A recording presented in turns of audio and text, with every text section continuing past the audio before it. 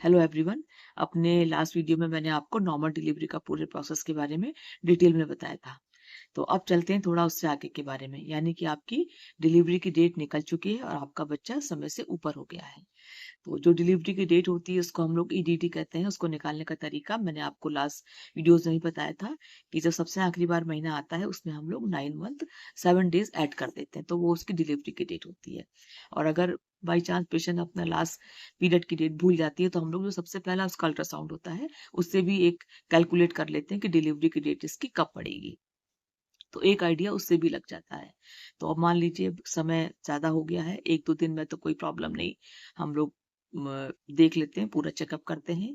अगर सब चीज ठीक ठाक होता है, धड़कन बच्चे की ठीक है, बच्चे का वेट ठीक है, उसका पानी ठीक है और उसे और कोई कॉम्प्लिकेशन नहीं, जैसे बीपी वगैरह की दिक्कत नहीं है, तो हम लोग नॉर्मल एक शॉर्ट ट्रायल नॉर्मल डिलीवरी के दे ही देते हैं।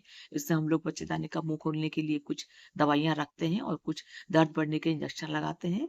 तो अगर सक्सेसफुल हो जाता है तो पेशेंट की नॉर्मल डिलीवरी हो जाती है। और अगर दवा देने के बाद भी अगर पेन नहीं शुरू हो रहा है या धड़कन बीच में गड़बड़ होती है तो हम लोग पेशेंट को ऑपरेशन की सलाह देते हैं। अब ज्यादा दिन की जो डिलीवरी होती है उसको हम लोग पोस्ट मेच्योर डिलीवरी कहते हैं या पोस्ट मेच्योर प्रेगनेंसी कहते हैं। उसमें क्या क्या प्रॉब्लम आ सकती है? एक तो बच्चे का वेट बढ़ जाता है उसमें। दूसरा, उसका पानी कम होने लगता है। पानी कम होने की वजह से उसका जो मूवमेंट होते हैं वो कम हो जाते हैं और कभी कभी बच्चा डिस्ट्रेस में चला जाता है, तो वो पेट में ही पॉटी कर देता है, जिसको हम लोग मिकोनियम कहते हैं। और ऐसे में कभी कभी बच्चे की डेथ भी हो जाती है, जो कि पेशेंट उसका मूवमेंट फील नहीं कर पाती है। तो भी एक बहुत ही इमरजेंसी वाली कंडीशन होती है। इसलिए जब भी कभी आपका बच्चा समय से ज्यादा हो जाए तो आप डॉक्टर को जाके जरूर दिखाइए। तो वो पूरा एग्जामिन कर लिया जाएगा उस समय कि अगर सब चीज नॉर्मल है तो हम लोग शॉर्ट ट्रायल तो देते ही देते हैं, और अगर कोई दिक्कत लगती है तो आपको सिजेरियन की सलाह भी देते हैं। तो पोस्ट मेच्योर प्रेगनेंसी एक अच्छा इंडिकेशन नहीं है। तो इसमें जब भी पेशेंट को समय से टाइम से उसका डिलीवरी नहीं पेन नहीं होता है तो उसको हॉस्पिटल जाके डॉक्टर को जरूर दिखाना चाहिए। तो इसी क्रम में मुझे एक अपने पेशेंट का एक्सपीरियंस याद आ रहा है। तो मेरी फ्रेंड थी, उसकी भाभी थी, उनका पहला पहला बच्चा था।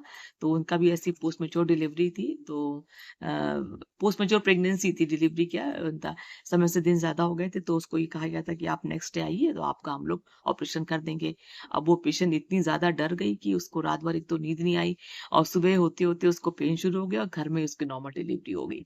तो कभी कभी ऐसा भी होता है कि सब चीजें मतलब अनफेवरेबल होते होते भी कुछ चीजें फेवरेबल हो जाती हैं। फिर हम लोगों ने उसके घर में एम्बुलेंस भेजी और उसको हॉस्पिटल लेकर के आए। खैर बच्चा बहुत ज्यादा वेट का नहीं था, ठीक ठाक ही था। तो उसको ऐसे कोई नीचे से टीयर वगैरह, जिसको हम लोग बोलते हैं कि जब बच्चा निकलता है तो उसमें कभी कभी नीचे फट जाती है, तो वो भी नहीं था। लेकिन नॉर्मल डिलीवरी उसकी हो गई थी, ब्लीडिंग भी कंट्रोल थी। तो कुछ कुछ ऐसी चीजें भी मिरेकल वाली हो जाती हैं कभी कभी।